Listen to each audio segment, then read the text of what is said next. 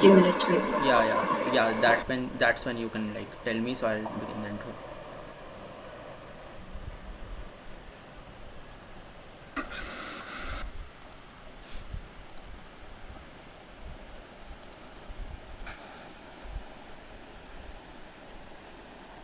Yeah, it's live, I think.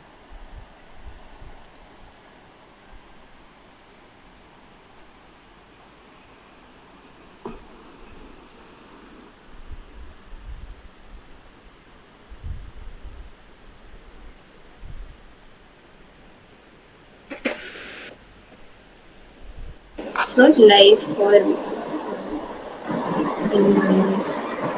Just check once more. I don't think it's live yet.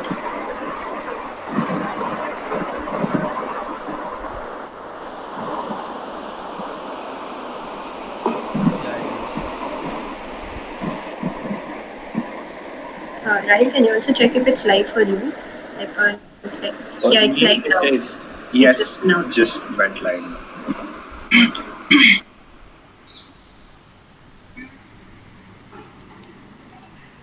Yeah, and the chats are all right? Yes. Yep. Yeah, it's live now. It is. Yes, just went live.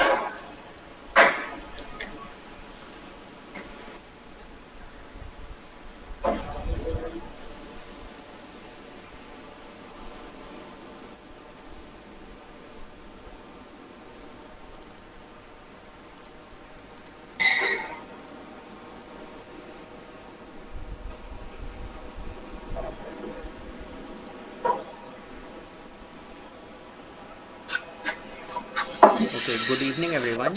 I am Rishit and I am a member of IPCD BITS Pilani.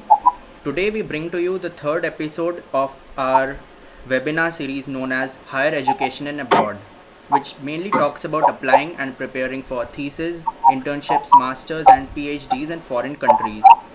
Today we have with us Ritika and Neelabh, who have already been through the grind and wish to share the knowledge and experience with us.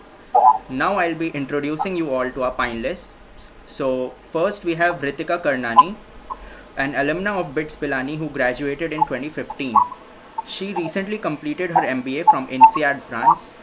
She started her career as an analyst at Goldman Sachs Bangalore and worked there for 3 years, gaining expertise in data analytics and project management skills.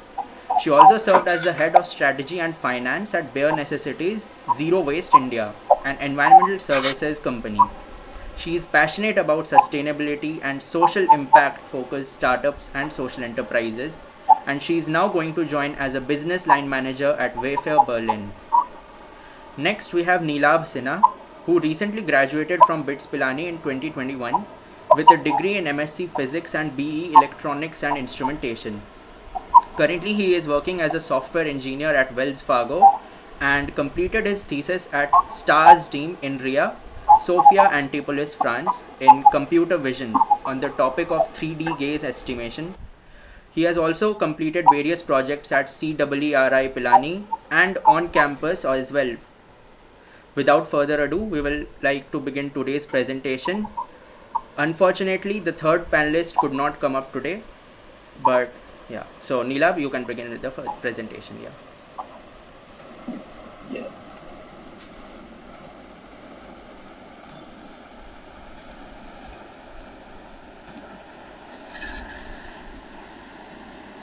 Okay, so I'm Neelabh, and I'll be covering about research internships in France and in general as well. So let's start with the application process, and your application process ideally does not start when you come into your final year, but a little bit way before, where you should ideally be able to finalize a domain of your interests, and like it's to do this you can explore through various courses. Like you have a lot of electives and a lot of in all branches, and then you can also use the SOPs, LOPs, and DOPs that are offered in the campus as electives to find out what really your interest is and how you should in which field do you want to progress ahead. Then after you have a fair bit of idea, you should ideally be gain a significant amount of experience in that field, and it is important because when you apply to research positions, people generally tend to see what experience do you have in the domain in which you are applying for. So in this also, your project courses and your internships would be very handy, and so ideally, it's important to have sufficient depth of knowledge in the field that you are applying for. And although like it's important to explore various domains, it will be good that if you have a significant amount of exposure in one of those. So this is basically for first, second, and third year students, and this is a continuous process. You cannot really achieve it in one semester or something. So after that, when you come to your final year, you have to start shortlisting the teams, professors, or labs, or various research intern programs as well that are offered by various universities and research labs. So in order to do that, you can refer these sources. So csrankings.org is a website where you can really filter out your interests and then see which college and which professor is relevant to what you want to pursue. Then you also have ACM website for the similar purpose. Review papers are really helpful because they tend to cover all the research that has been done in recent times across that particular field. So let's say you are applying for something like action detection, you can check out the review papers, and from there you will find a lot of people who are working in that particular field, and you can visit the website of those people, and then you can see what they're doing and apply if it matches your interests. And so apart from these things, in general, what happens in review papers is that the last author or the last two authors are generally the supervisors. So that is where you should look at and apply further. So this is how you can shortlist, and it's ideal to have a central repository of your applications, whatever you want to apply. So whatever you shortlist, have a Excel sheet or a Trello card or whatever you prefer to for everything, for all the applications that you are applying, and track them throughout the application process, like where it is, have you sent the mail, have you sent the follow up, what is the status, so that it keeps you organized, and your application process goes smooth. Because in general, like if you go through the mailing process, you'll mail 50 or 60 people or even more, and then you'll just miss all the mails in your inbox and not be able to track it. So this is a really handy way to go about it. After you have done all of this, comes your actual application process. So for there are two ways to apply for research internships. One is through dedicated programs, like you have a lot of programs hosted by a lot of research centers and universities. In general, they ask for which field or which project you want to apply for, or it completely depends on that program overall. So for those things, you will be asked for your general personal details and education background through a form that they'll host, and apart from that, they'll ask for your CV. And in most cases, they also ask for SOPs and LORs. So this is where your the projects that you have done would come handy, because in general, though the professors under which you do your projects know you well and can give you a recommendation wherever you require for. So projects not only help in gaining exposure, but yes, they are helpful in a long run as well. So this is also this. So it's ideal to talk to two or three people who can recommend you, and then further proceed for these applications.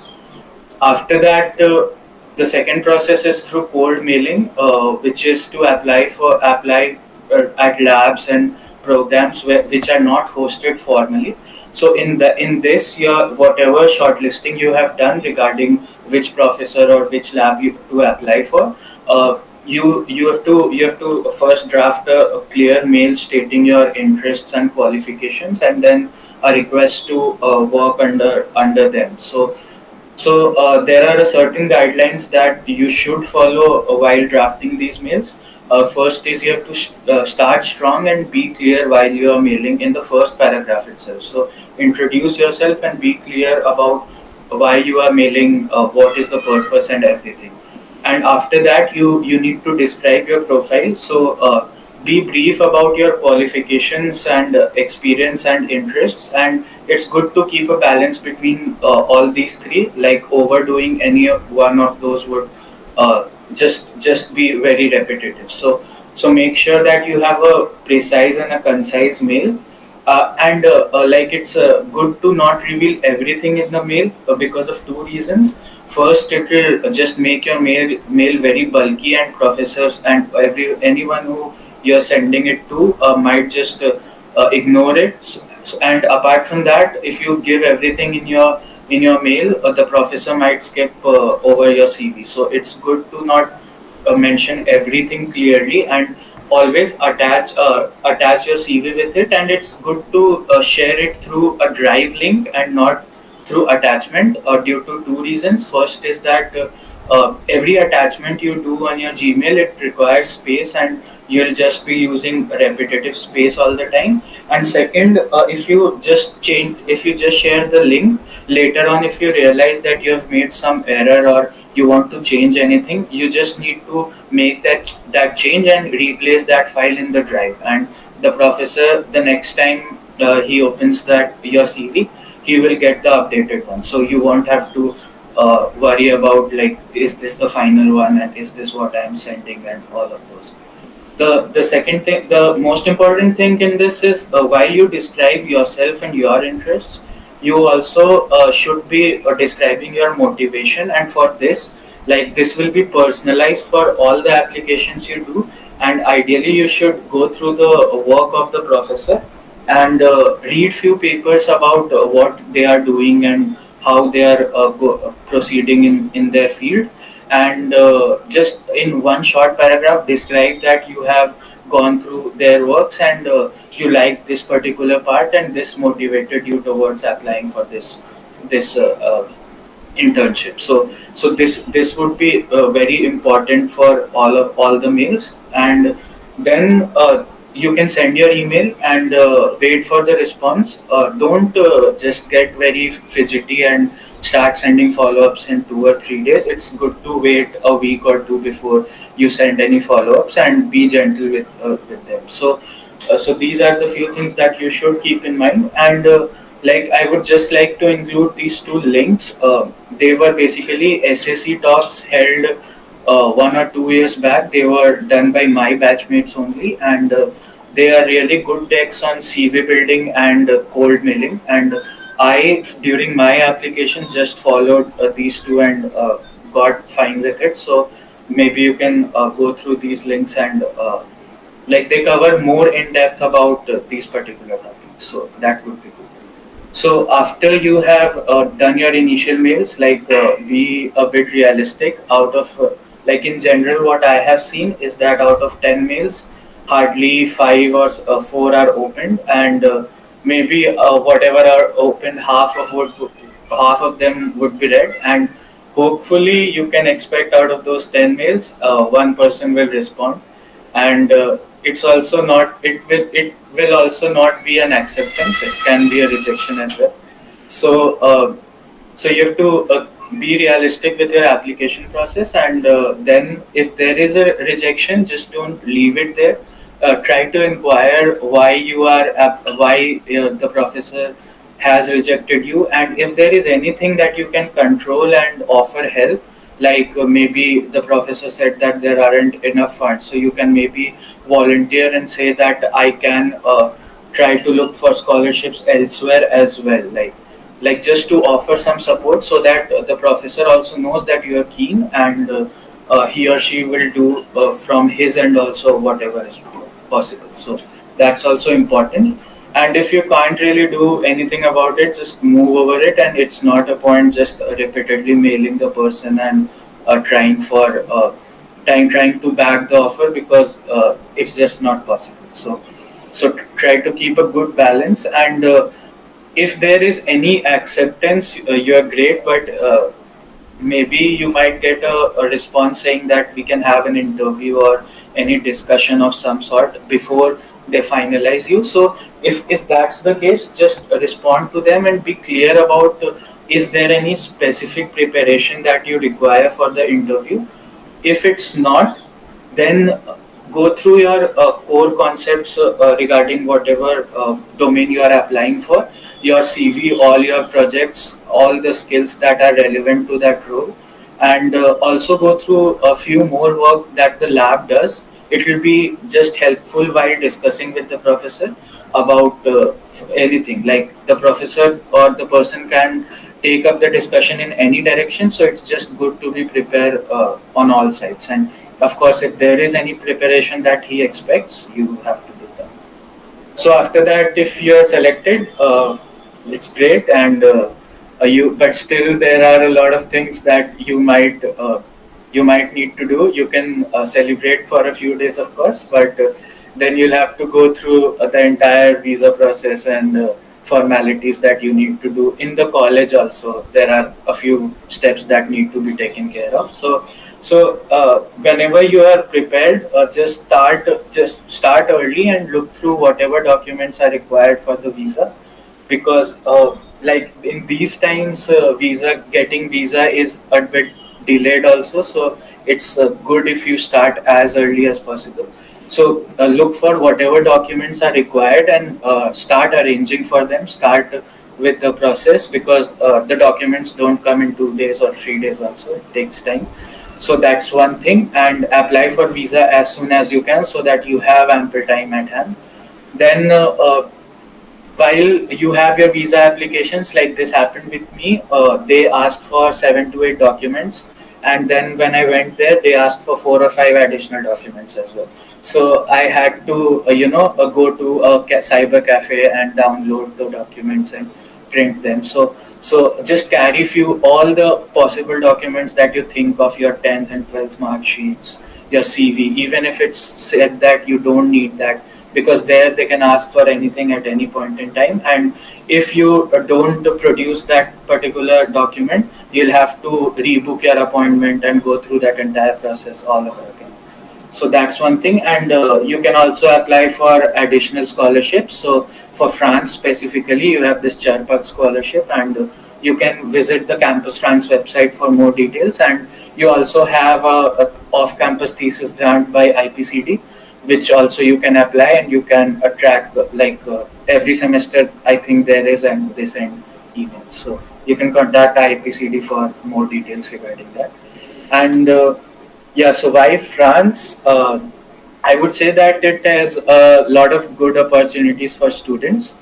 I think like I applied for computer science, so I worked at Inria, and when I opened the Inria website, there was just so many labs that I could apply for, and so many opportunities that I felt that yes, this is sufficient indeed. And so you can get good opportunities, and very large in number. So that's one thing. Then at most places a stipend is guaranteed. I don't know, like most of the people that I know who have gone for an internship in France, their internship is fully funded, and so funded to an extent that you are self-sufficient to stay there for the period of time. So that's really a good thing, that you do not have to get anything from your pocket extra apart from the travel costs. So that's a really nice thing with France there. And then there are a lot of student benefits like medical benefits and other travel benefits, and tourism benefits as well. To be very honest, for students, like you get many large medical subsidies, and like for me, I went to various places to go, and while for people the tickets were 20-25 euros or something, it was free for me because I was a student. So that's a really nice thing. Then you have a lot of places to visit. Of course, you have Paris, you have Nice, and there are a lot of things. And particularly if you are very keen for sports, it is a really nice place to be. An entire football league going on. You have Paris Saint Germain as well, and of course, like they have a lot of new signings this year. So it will be nice to visit, go and get a game there if you can. And apart from that, you have two Grand Prix events near to France. One is in Monaco, which is a very historic Grand Prix, and then another one in Le Castellet, I guess. So that's also a good thing. And you also have tennis tournaments. So like I would suggest that if you can just do some savings and visit any of the sporting events if you follow anything, because it's really a great experience. And it's demographically also very nicely located. Like you have Italy on one side, you have Spain on another side, and it's really connected very properly through rail and road. So it's very easy to travel between these countries, and you'll have a really nice experience.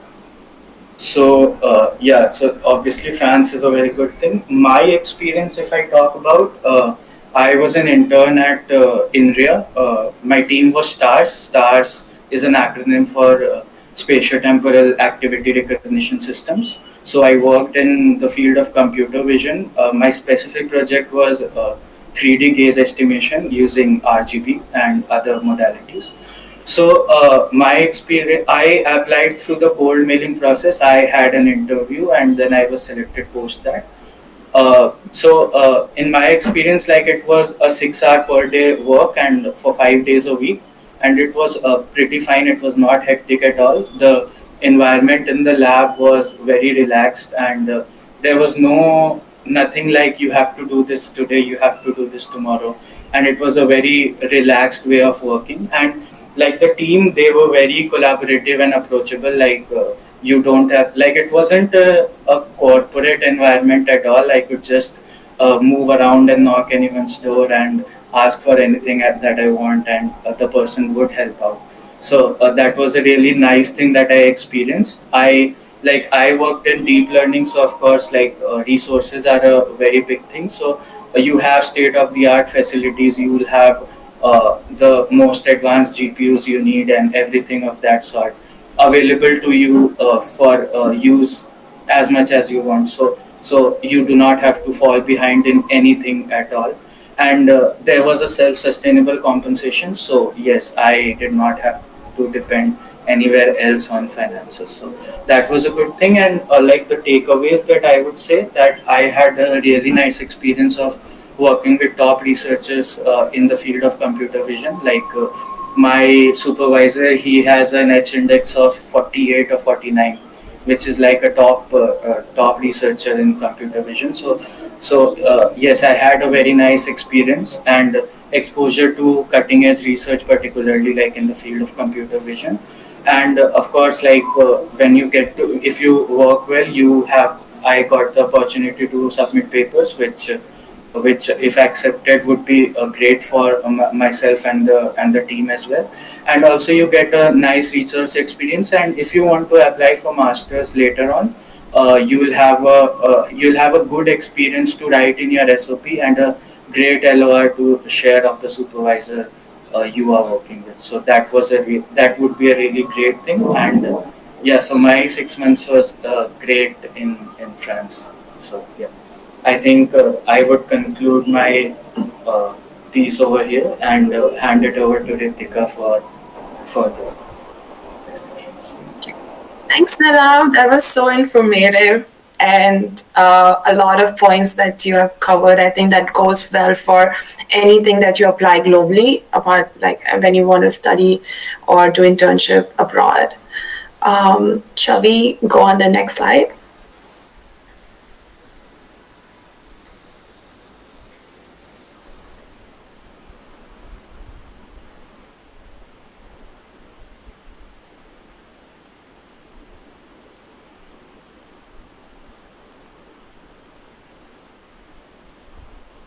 Neelabh, you muted.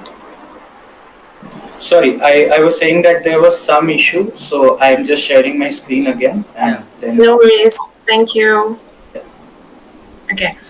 So, hi everyone. Thanks so much for having me here. And today I will be talking more about business schools globally and specifically about INSEAD because that's where I'm graduated.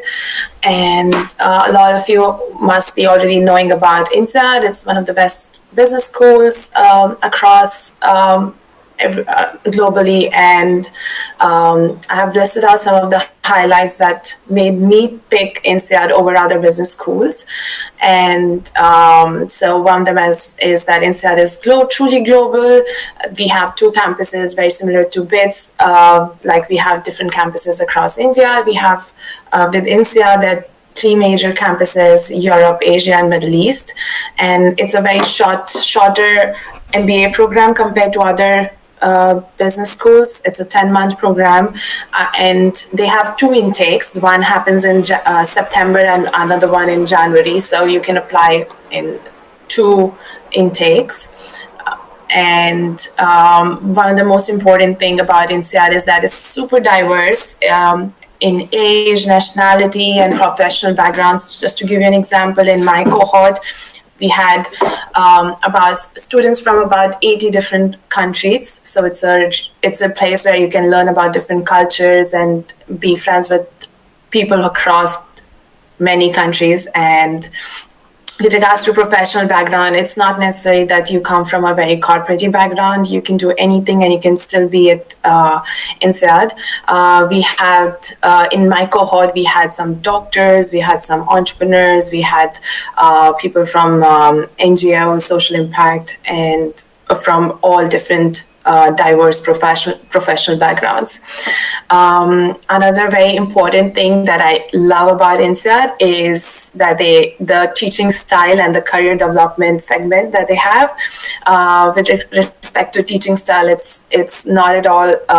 It's very different from the Indian schooling way of learning that we have been brought up in. So it includes a lot of role plays, projects, and simulations to kind of really give you an environment where you can learn and apply practically. So that was really nice. And on top of it, we have this career development center in which we work with. There's a career coach assigned to all of us, and they work with us individually the whole 10 months. And there are counseling sessions and other career development things such as like CV building or how you want to build up your own brand and put it out. So that's something that is very differentiated among rest of the business schools in INSEAD. INSEAD also has like a huge network of alumni, and I'm sure that you will all know that how much alumni network is useful. Like I'm here because of the BITS alumni network, and it really helps you much more than just academic performance or your own achievements. So I think that's a really important point. And on top of it, it's also like a 10-month program to just travel, have fun, and build friends. So I think these are the things that why I chose INSEAD over other business schools. And with regards to admission process, there are quite a few things that I would mention here. Firstly, the application process starts with an application essays, and wherein you put up all your GMAT, work experience, and your motivation. So I think that this is one of the most important part of the application, where you get shortlisted for the next step, which are the interviews.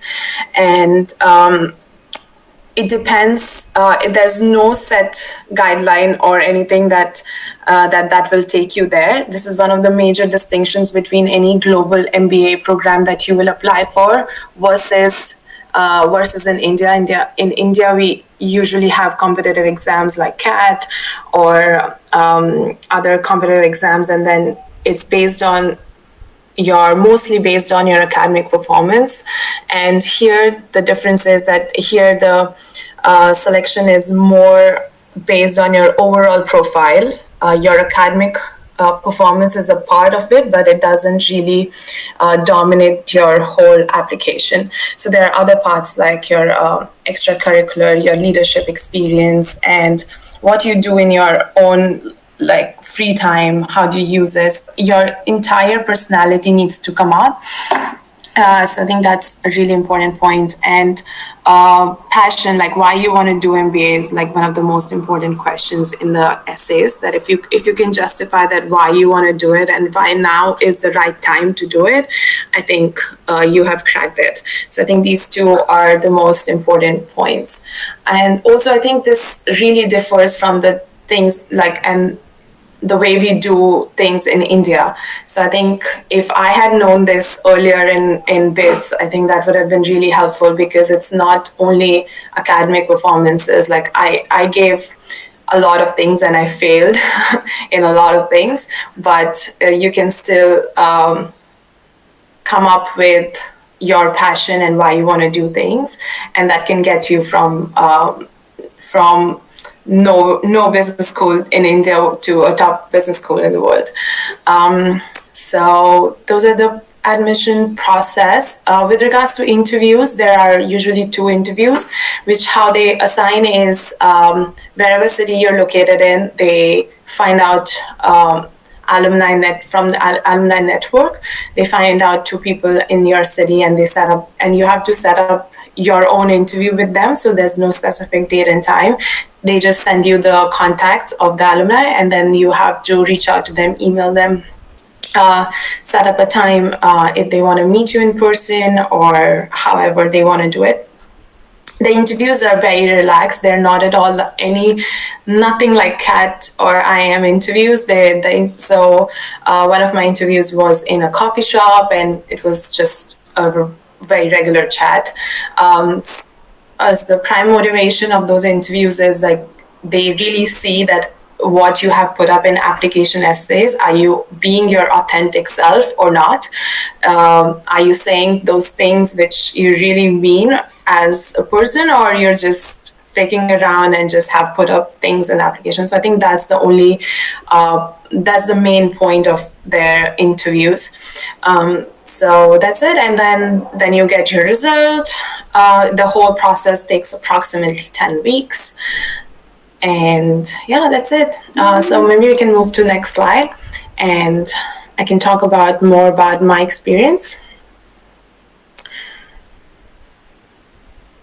It's again stuck, so I think there is some problem. I just changed the slide. No. Yeah.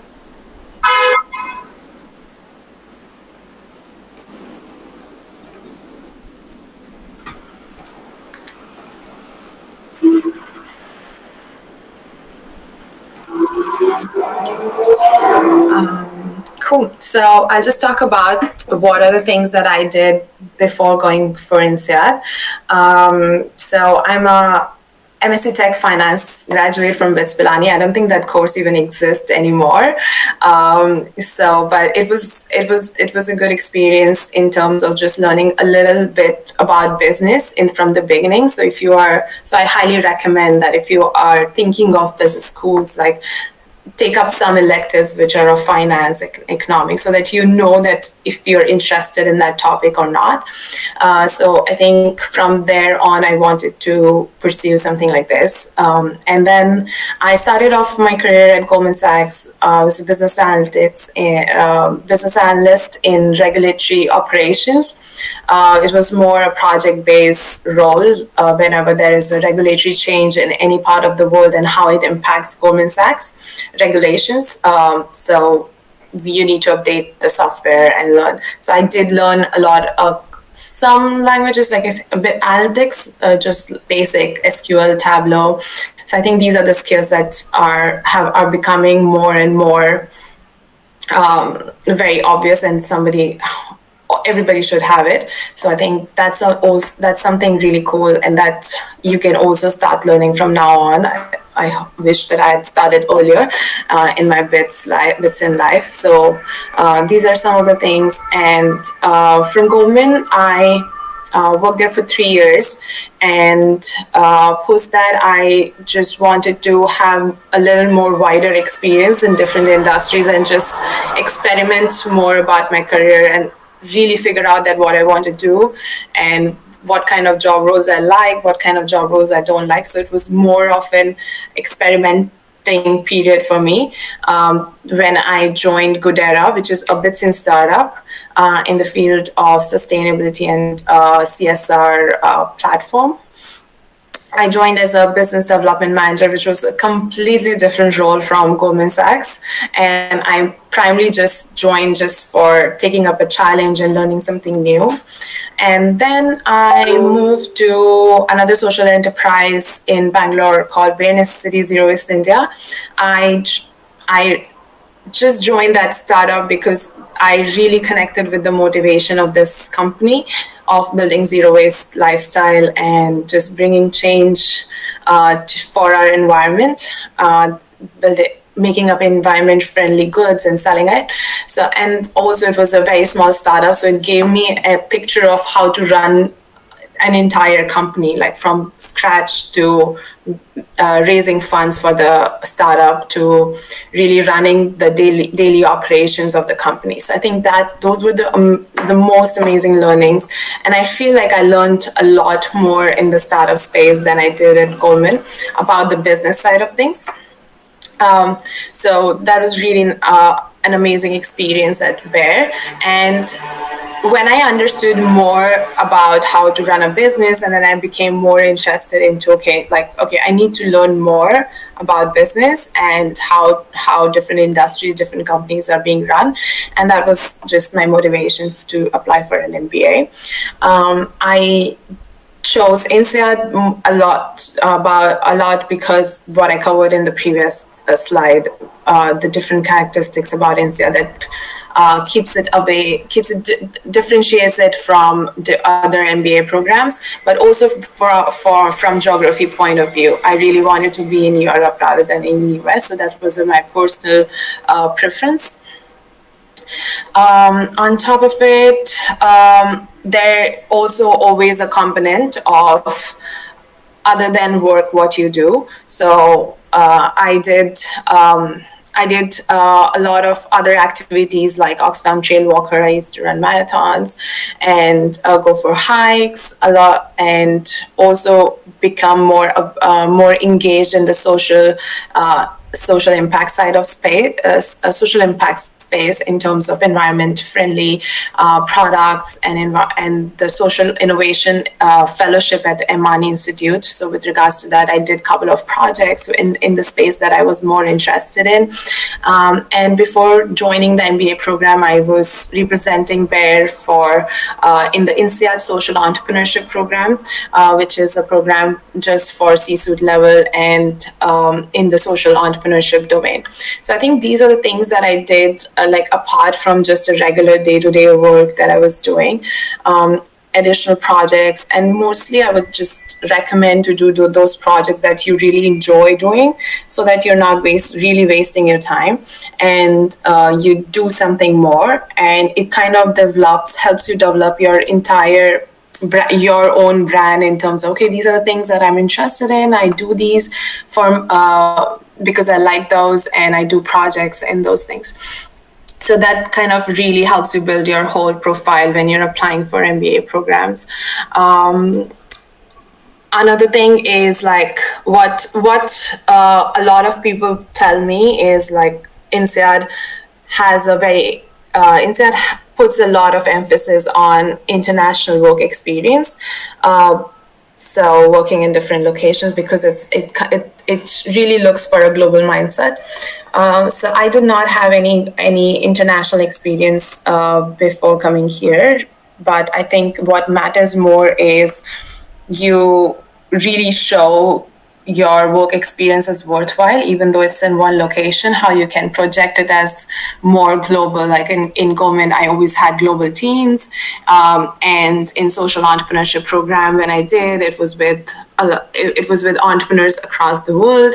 And so this is the way that you kind of communicate your global mindset and not just coming from one country, your home country, or one place. So that's another important way to project your application. And if you have any questions, I think you can put up in the chat. I'll be happy to take them. Yeah, thanks. That was a great webinar. So now we can move on to the Q&A session. So I have a few questions. Yeah, so firstly, there's a question for Neelabh. So which labs are the best for computer vision? So in France and specifically to Inria, like because I only applied at Inria, I applied to two labs, I think STARS and Morpheo labs, and my first preference was Morpheo, to be very honest. So, but they didn't take me. That's fine. So and apart from that, like you have a few other labs. They are like one lab called as Thought, and then you have Link Media, and like if you want to really look at them, you can go to Inria's website, and they have they have very nice filters. Like they have filters for location wise and also domain wise. So you can go to domain wise filters and then look for the labs which exactly match your interests and apply to them. So that way Inria's website is very friendly, so you can go ahead. Okay, thanks a lot. I hope that answers Adit's question. Then we have a question for Ritika. So Rahul asks, what is the maximum scholarship in percentage that you can avail at INSEAD? Yeah. So once after your regular application form, you also have an option to fill out your scholarship application after a week's time, after a week or 2 weeks time, and it's before you even get your interviews and before you even you know that whether which stage of your process you are in. So right away you need to apply for scholarships. In INSEAD portal itself, there are a list of scholarships available, and you can pick and choose which one you qualify for. So there are some for women, some for just like specific countries and etc. So you can just pick those. And I think the scholarship ranges for different scholarships. So it would be anywhere between like 10 to 40% of the total scholarship. So I think it's important to apply for those. If you are thinking of applying with scholarship, I think it's important to apply in round 1 and round 2 of applications. Round 3, there are also some scholarships available, but not a lot. So they're just like very few. So there are higher chances of you to get scholarships if you apply early on. And the range just differs from anywhere between like 10 to 40%. And you can also apply for other scholarships, like what Neelabh was mentioning on Campus France, to cover your rest of your amount as well. So I think there are different ways to be able to finance your education. Yeah, that was a great answer. And next we have another question for Neelabh. So Dhyan is asking, can you give some information about some of the best universities in France for mechanical engineering, if you know about it? I have really for mechanical, I do not have a lot of information, but I know a few people, and I think the University of Marseille is one university where I know people doing higher education in mechanical, but I'm really not sure about that field. So. Okay then, and there's another question from Swayam. Like, how difficult was it for you to convince the research professor to take you into the computer domain, given that you were a dual in ENI and physics? Yeah, so for that, like to be very honest, while I was applying, I was not really in best of academic position to like I was in my late sevens and I had physics plus ENI. So for that, it's very important to compensate with your elective, the courses that you have done, and also the projects you have done. So that is where like I used the SOPs and DOPs to the full extent. I had 4 or 5 projects done properly, and two of them were in computer vision, and rest were in other domains of ML only. So that way, like my overall profile helped me in convincing the professor rather than my academic position at that time. Okay, thanks a lot. So, uh, another question from Swayam, like, how common is it to use a research internship or MBA as leverage in a particular country to convert to a full time job?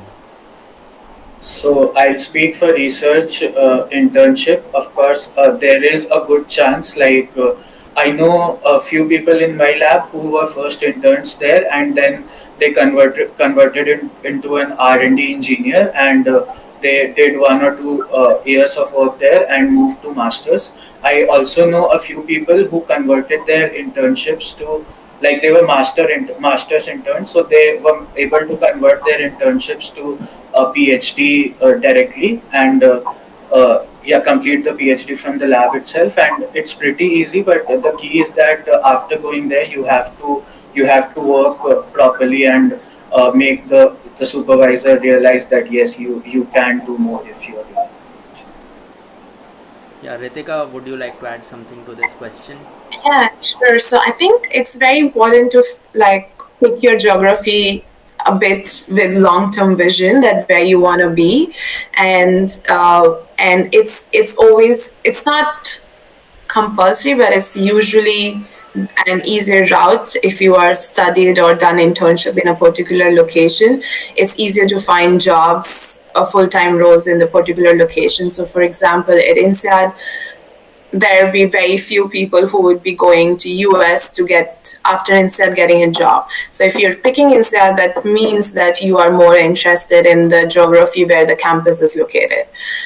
So I think that's very important. And another thing that you guys can look at when you're picking countries and cities is just like check their economic performance, at which countries are performing like have a brighter future, I guess, in longer short term, and then pick countries where you have a chance of growing and having a job that pays you well, and etc. So I think those are the important ways you decide a location.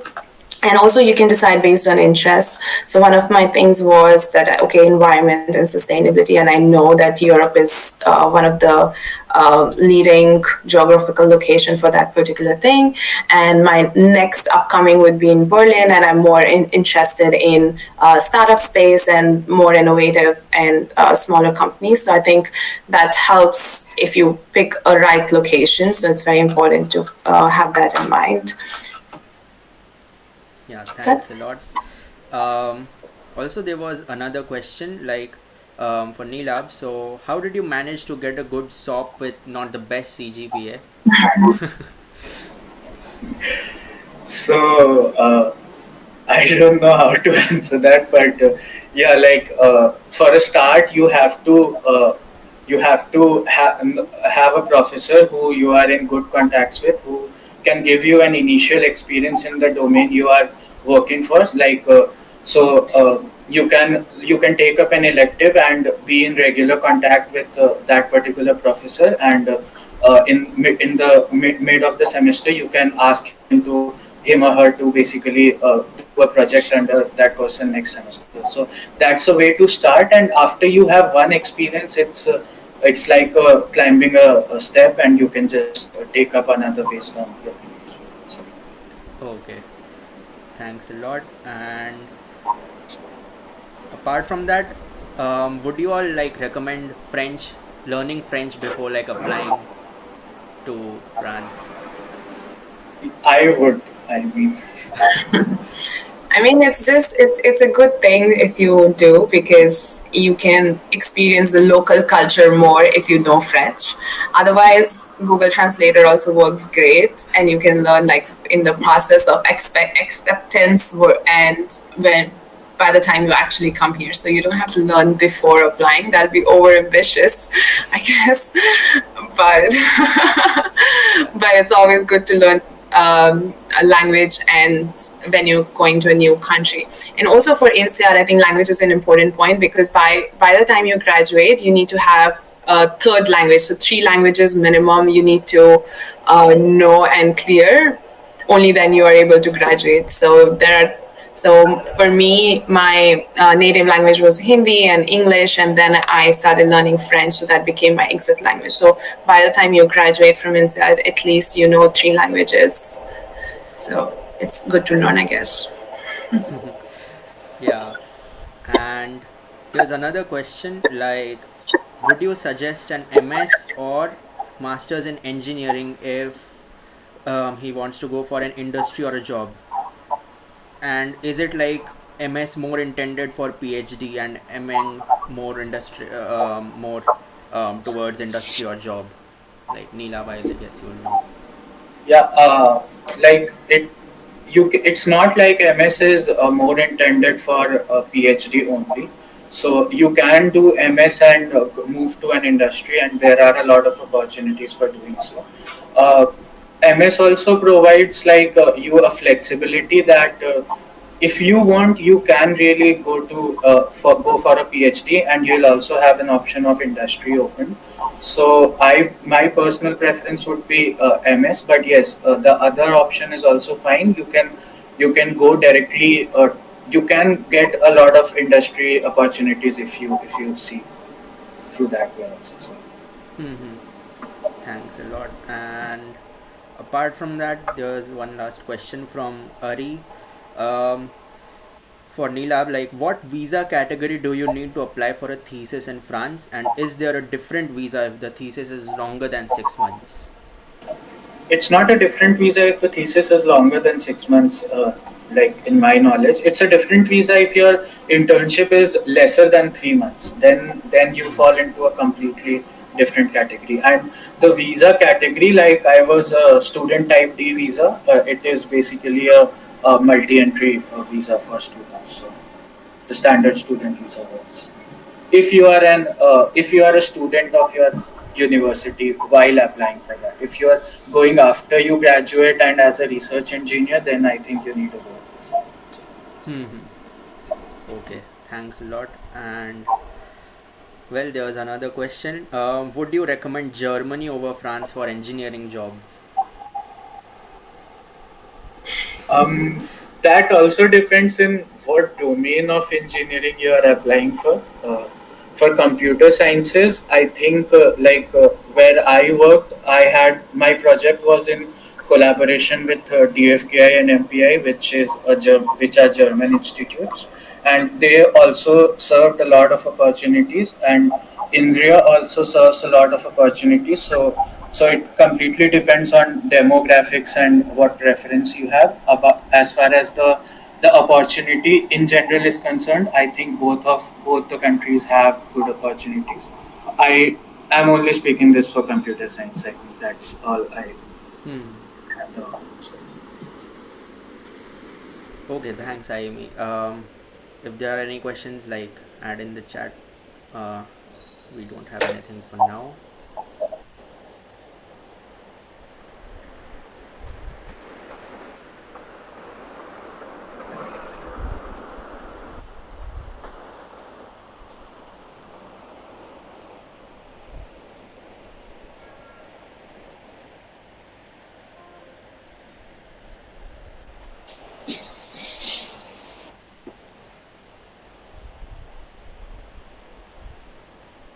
Okay, I think we don't have any more questions. If you guys have any further questions, like you can contact IPCD for that. And I guess we can conclude the webinar. It was a great session. Thanks a lot. Okay. Thanks for having us. Yeah, thank you. Yeah. Thank you so much for the session.